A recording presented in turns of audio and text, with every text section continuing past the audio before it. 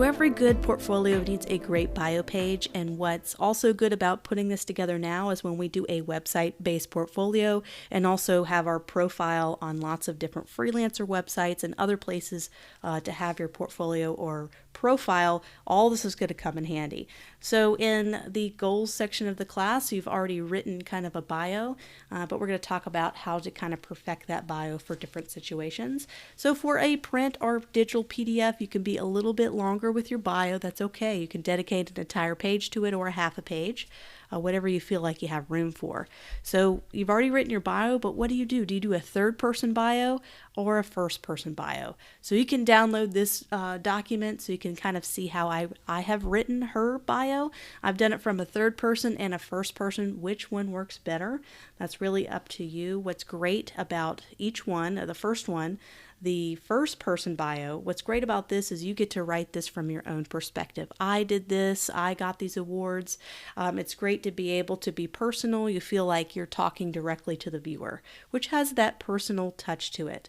The great thing about a third person bio, which is where it feels like someone else is writing to you, so you talk in the third person. So Lillian Hernandez was always dabbling in creative things, from sketching portraits in high school to diving headfirst into Photoshop before Photoshop was even a thing. Lillian is now using her varied talents. So you can kind of see how it looks like someone wrote this for them.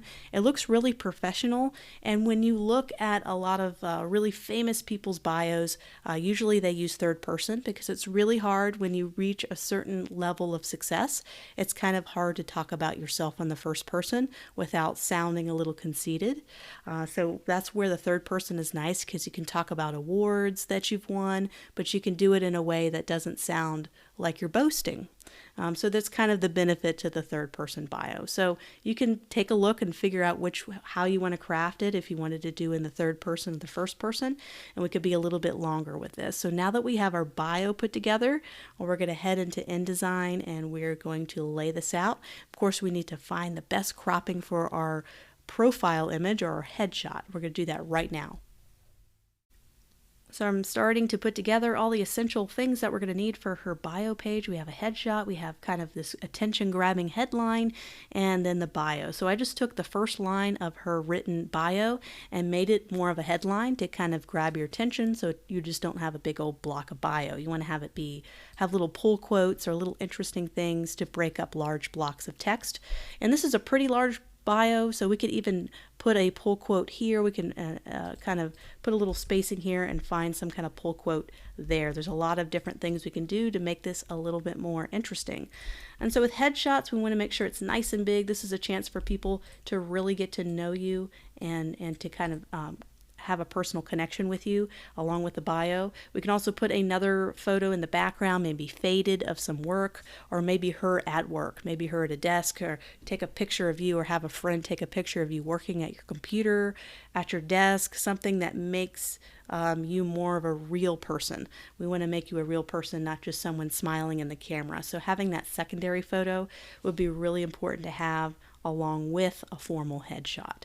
So I'm going to kind of work with this layout a little bit. You can also work in client testimonials. You could put 3 client testimonials here in this area so that people can see your bio. They can read all the great things clients have said about you.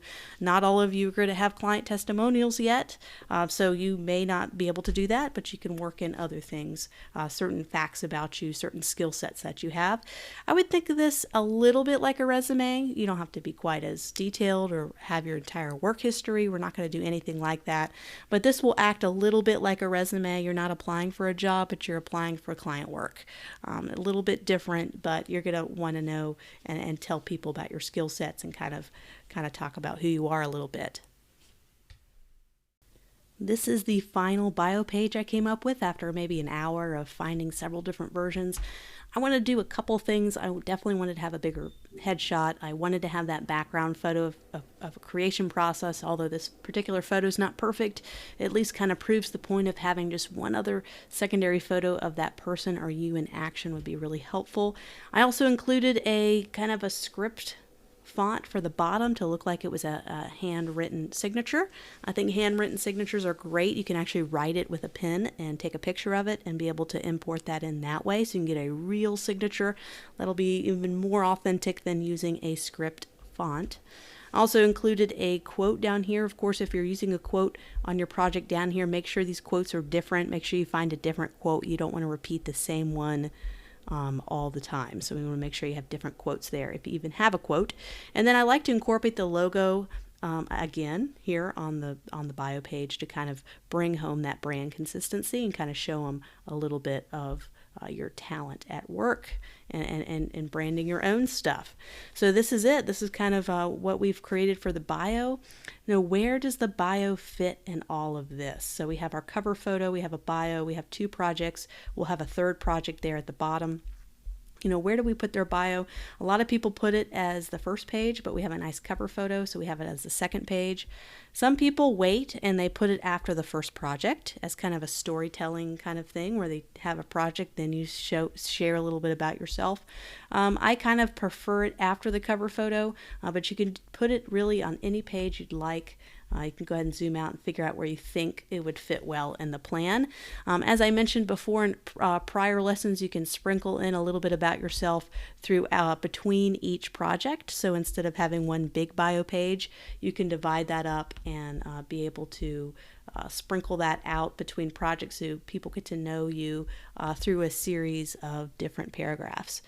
So here's kind of your, I would call it more of a resume kind of presentation. It's not exactly a resume, but it's kind of written a little bit more like that. You're trying to sell yourself. This is your big marketing page, your marketing push. So there you have it. We have just created a PDF portfolio. We can export this as a PDF. I'm in Adobe InDesign, but if you're in Canva or even in Word, just export that in a PDF digital or print, depending on which one you need. I would do a Adobe PDF interactive or print or digital version if you're going to be uploading it to a website or emailing it. If anybody's ever going to print it out, which is kind of rare these days, you'd make sure you do a print version. But an interactive version keeps it nice and light, so the file size is not so heavy. We're going to go ahead and export that. Just another side note, try not to export PDFs as spreads, which is what this looks like. It's a spread. You want to do single pages because that's easier for people to look at when you email it. So I'm just going to keep it as single pages and exporting it all. And of course, this is not a finished PDF portfolio. It's still kind of in process, but just wanting to show you a quick example of how I put together that. And of course, next, we have lots of different portfolios to do. We can do our online website-based one next. We're not going to do a full-blown web design, but I'm going to go through some of the basics of what you need to gather together and think about before doing your website-based portfolio. So I'll see you there.